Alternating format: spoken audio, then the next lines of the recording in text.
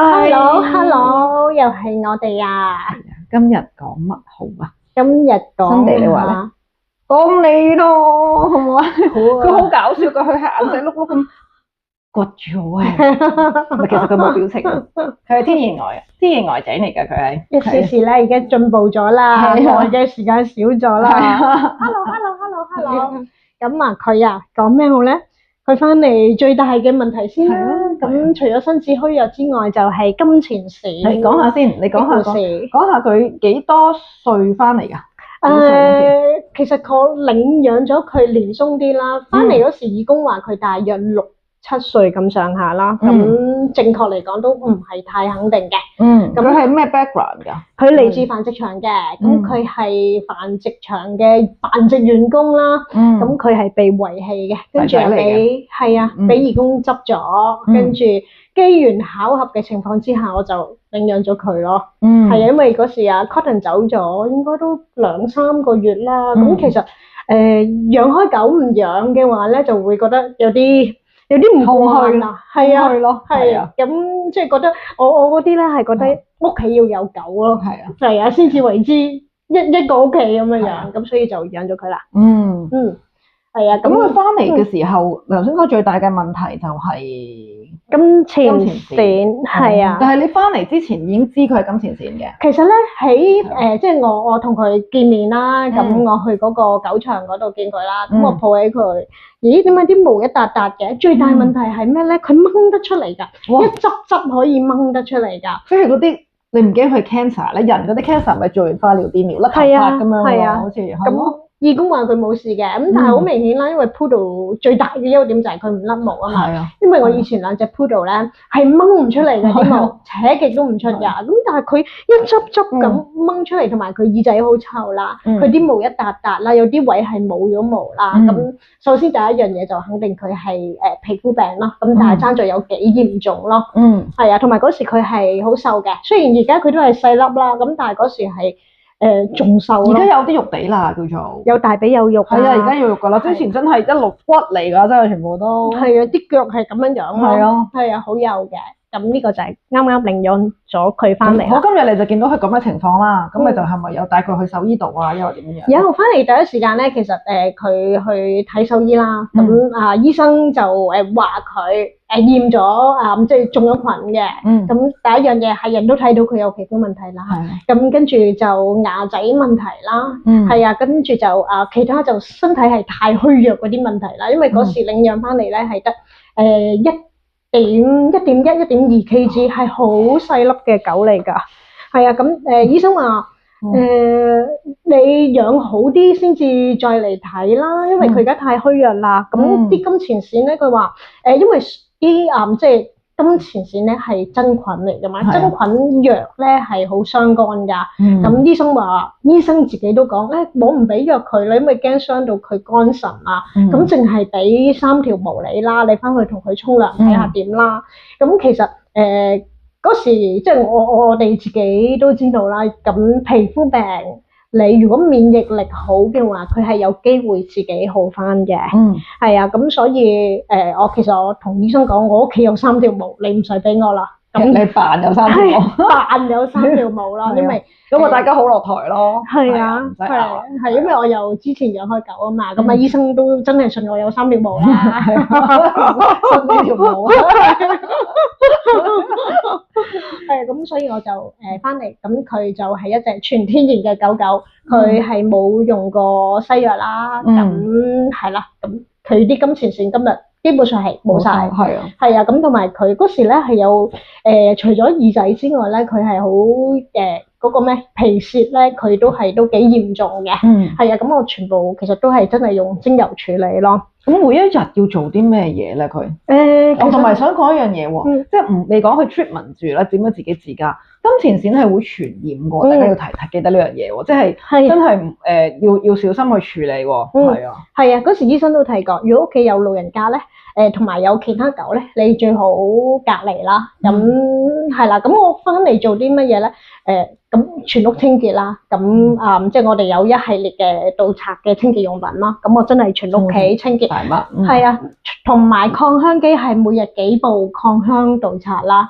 咁同埋一樣嘢咧，阿新地用過嘅任何嘢咧，其實我都當佢係一次性嘅嘢㗎啦。咁即係佢嘅沖涼嗰啲布啊，嗰啲剩咧，我用一次我就唔要㗎啦。嗰時係啊，咁呢個就係嗰時即係以防佢傳染俾人咯。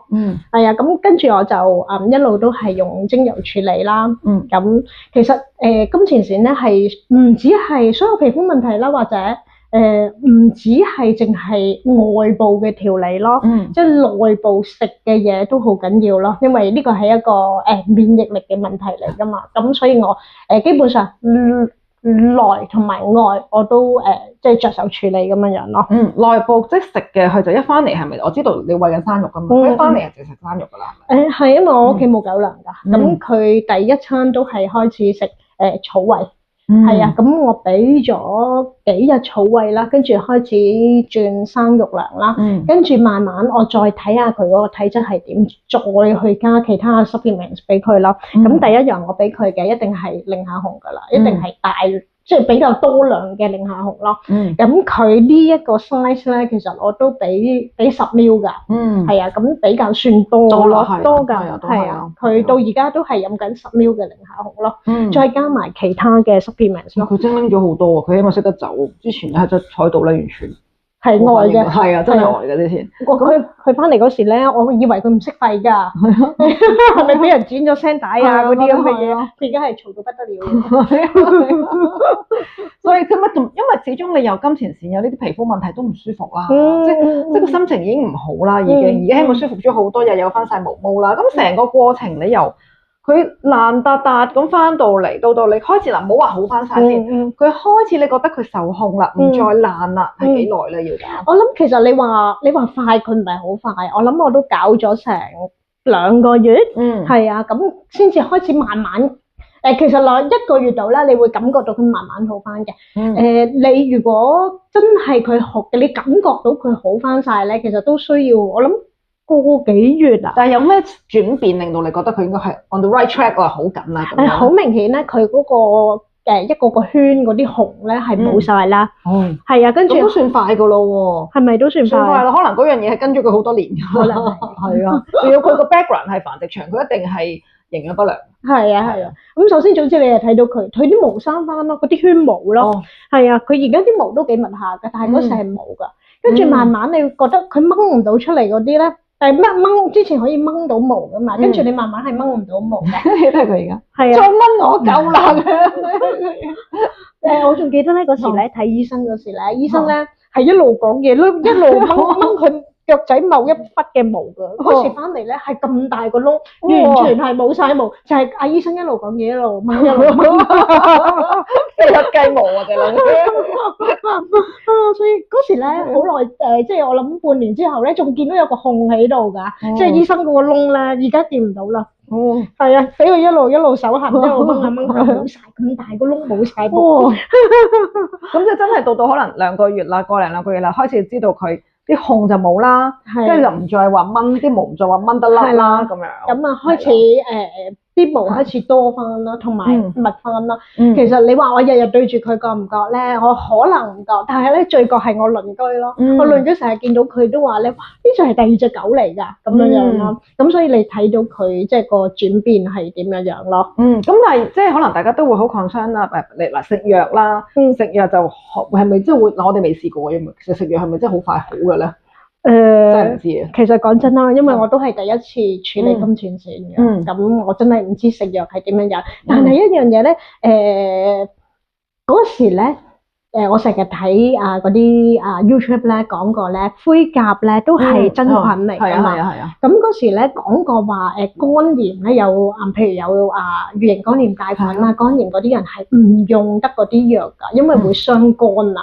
咁所以咧嗰時都已經知道咧真菌藥咧係傷肝㗎。你諗下，你獸醫都話唔好用，佢太細隻真係傷肝啊！係啊，咁所以我唔係第一次聽話抗真菌嘅藥物係傷肝咯。係啊，咁所以唔食好過食，即係如果佢可以用自己嘅免疫力去好得翻嘅話，就唔食咯。咁但係你每一日即係可能大家都會 concern 好啦，我唔用藥，即係大家都盡量。都慢慢意識到其實用藥係快，但係你之後個後遺症會大啊嘛。咁好啦，我唔用藥啦，咁我會唔會即係每日哇要搞好多嘢㗎咁樣？你可唔可以略略講下你其實每日個 routine 你要做啲咩嘢咧咁樣咯？其實我覺得同用藥嗰個 schedule 係差唔多㗎咋。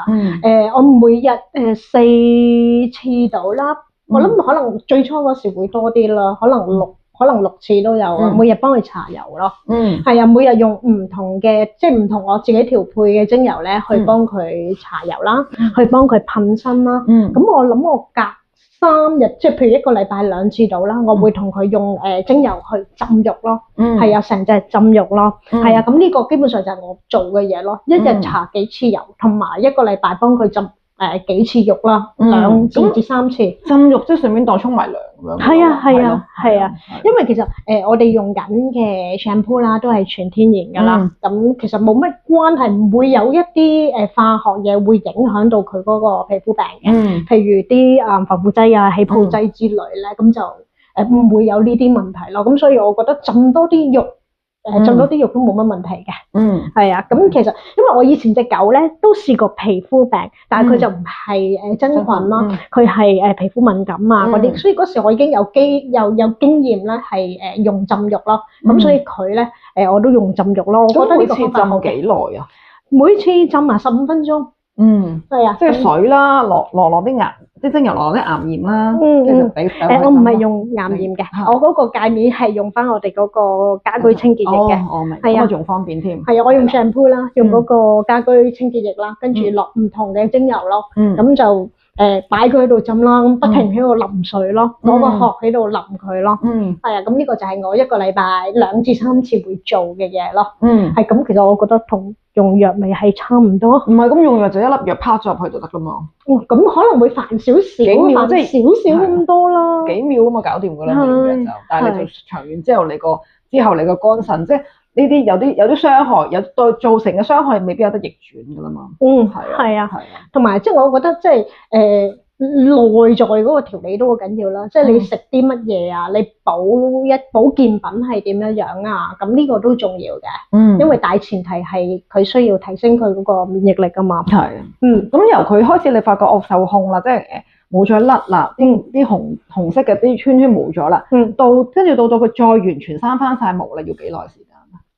我諗其實都係3個月度。咁都好快。係啊，跟住開始啲毛其實真係爆爆地㗎啦。係啊，而家係多毛咗好多㗎，比起之前。係啊。即係之前識嗰陣時好，就算開頭話生嘅好翻，冇咁多 patches 嗰啲紅圈之後咧，都係薄嘅。係啊，都係薄嘅。係啊。阿 Carrie 都係咁講啊 ，Carrie 係美容師嚟㗎嘛，咁佢哋係幫阿新地美容嘅，咁佢嚟咗2至3次，咁佢都話阿新地每一次啲毛係多㗎，係啊，咁呢個係一個幾明顯嘅轉變咯，同埋我覺得都係一個鼓勵嚟嘅，即係用精油嘅一個鼓勵嚟。係啊，即係起碼會俾到大家睇到，我哋可以用一啲嘅天然嘅方法去處理一啲皮膚上面嘅問題。其實因為咧，即係講多幾句啊，真係即係精油咧，點解我哋話用喺用喺某一啲情況咧，就真係要視乎啦。好坦白，用喺啲譬如情緒嘅問題啦，咁毛孩嘅情緒問題其實唔係淨係靠精油啦，因為行為啊嗰樣嘢，你有冇放狗啊，主人嘅情緒都有影響嘅。呢啲就未必真係100%work嘅，